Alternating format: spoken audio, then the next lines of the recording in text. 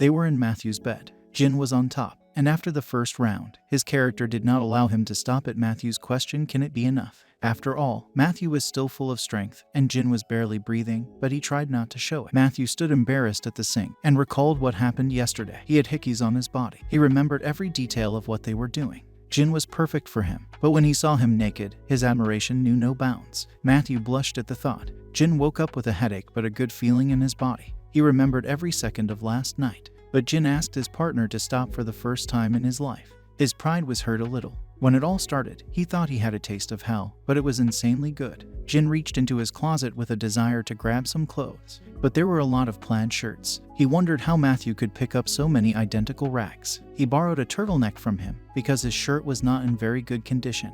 Then Matthew came into the room with a bag in which there was food. He asked if Jin had seen his glasses. As it turned out later, he stood on them. Matthew sketched Jin while he ate. This made Jin a little nervous, but he continued to eat. He asked Matthew why he wears glasses. He explained to him that when he is without them, he has to squint hard, and then people think that he is staring. And once in the orphanage, the teacher told him that he was better off with them, and since then he has not taken them off. Jin didn't understand why wear them then, to which Matthew replied that they did not interfere with him at all, only during kisses. Matthew asked how many people Jin kissed, to which the latter declined to answer. Jin noticed that his skills had improved significantly since last time, and he asked how many people he practiced on. But then something under the table caught his eye. He took out an oblong object and burst out laughing. He was amused by how Matthew had tried. Jin's phone rang in his pocket, and a text message came through saying that Chief O had been found in a warehouse that belonged to their opponents. Jin, understanding that he needed to go, got up, walked over, and sat on the table next to Matthew, saying, "I give you 10 seconds, remember." And all the 10 seconds that Matthew had, in order to perfectly memorize Jin to finish the drawing, he sat and looked forward to the end of the countdown. And when the countdown was over, Jin kissed him hard and passionately. After breaking away from the kiss, Matthew asked Jin if they would see each other next Friday, to which Jin said that he didn't make promises unless he was sure he could keep them. He left, leaving Matthew alone with his thoughts and the drawing he had made. The black car drove up to the warehouse. Jin in a blue suit stepped out of it, followed by 2 guards. He asked if the news article had been published, to which he was told that it would be out soon. Jin entered the warehouse and greeted the bound Chief O. One of the men held a knife right next to his face, to which Jin said that it is better not to rush yet. They tore the tape off his face, and he began to mumble in a panic. Jin asked him one question, that they had not agreed with him that the construction of the museum would be led by Xinhai, to which he yelled that everything was originally planned as planned. But then Pomyong came to him and began to threaten that they would kill his family if they were not the executors of the project, that he had no other choice. He even returned the money that Jin gave him. He only asked not to kill him. Jin calmly lit his cigarette and began to say, "That is, first you ate, and then decided to puke and give it back. And you think that after that you won't get it. You understand perfectly well that in this world everything is not so arranged." And if he seriously didn't know, then he would have to learn the material, and Jin's guard raised his knife on him. But then a man praised him and brought a knife to his throat, threatening to kill him. The director from the enemy's company came out saying that Jin was losing his grip. He said that Chief O, that liar too. After all, the leader himself said that he was interested in political activities. He made a deal that Pomyong would finance his election campaign, and he would in return commission them to build a museum. The director of Pomyong said that he was already their man.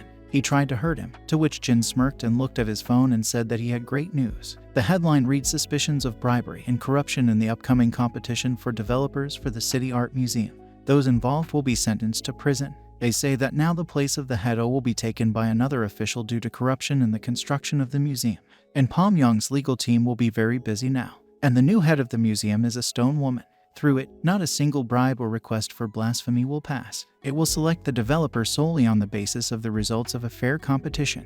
Now everything will be within the rules. The director of Pomyong looked at him in disbelief, as he thought that both of them had lost. But Jin said that the option of giving bribes no longer rolls, but their company has no reason to worry, because they have always taken customers with their abilities. They'll design a good building plan, and you're done. But Pomyong won't be able to do that. Angrily, Pomyong took out a pistol from the inside pocket of his jacket and pointed it straight at Jin's head. He didn't even bat an eyelid. He just told him to shoot because he didn't have the guts to shoot. The opponent's hands shook, and Jin simply removed the gun from his head and shot the opponent in the shoulder. He left, saying that he was not going to give away what was his. But then a car pulled up at Jin's feet, and a man in a suit got out of it, asking Jin to give him a minute of his time. He introduced himself as a representative of the Pomyong company, Burton Lee. Jin spent 5 years in prison, giving an order to climb the career ladder, unquestioningly fulfilling any instructions from the leadership.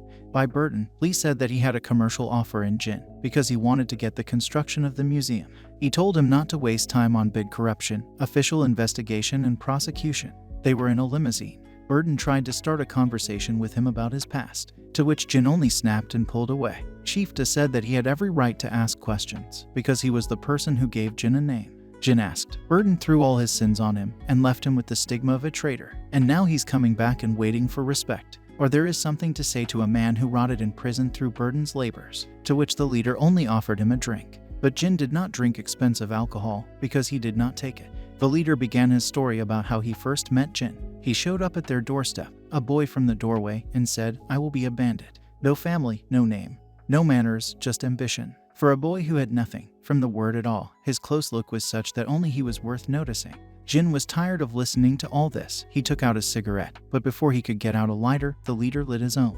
He told him that he was bored. But Jin was tired of listening to all this nonsense, and he asked to end with the nonsense that he was saying and simply abandon the museum construction project if he does not want to play in the box, to which the leader said that he was afraid that it would be difficult to do this. Jin in comprehension said that he did not understand the value of this land and such an obsession with it. Apparently the rumor that Chen Zihua didn't trust you was true, the leader said of the Xin High representative. He asked if Jin really thought that everyone was working so hard just to snatch a small piece of real estate. Jin sat in confusion. Burton, seeing his condition, decided to ask if Jin still wanted to get up, and how much he needs to have in order to feel satisfied. He tried to lure him to the side of the traitors. He offered to give him whatever he wanted, and in return he asked to return under his command as it was before. And if Jin's company begins to put obstacles in the way, as is the case with the construction of the museum, then one day he will have no choice but to deal with Jin with his own hands. And the leader, to be honest, is not to his liking. Jin, calmly smoking, asked, "So you are telling me to accept everything you give from you, to carry out any assignment, so that later I will get stabbed in the back again?" He put out the cigarette in Burton's hand and asked to stop the car. When he got out of the car, he said that he refused to accept the offer of the leader Pom Yang.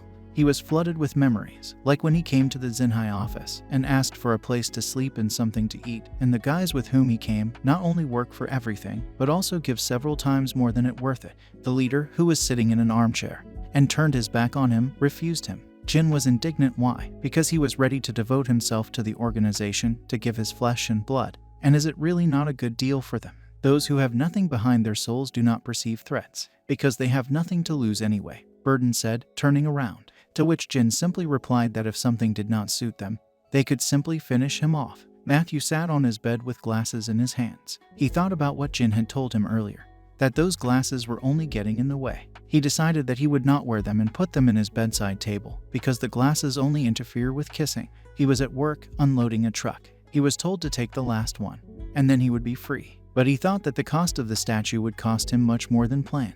Rock dust, epoxy, mold, acrylic water tank, plus $1,200 studio rental. If you add up all the salaries that he receives, then this money will be back to back. But this cost is necessary so that he can perfectly embody the image of Jin. He was thinking about finding another part-time job early in the morning between dawn when he saw Jin climb out of the limousine and slam the door. He walked sullenly and suddenly kicked the trash can next to him. After that, he and Jin noticed each other. They stood motionless, looking at each other, and yellow eyes watched them from the window of the limousine. Thanks for watching. Like and subscribe to the channel.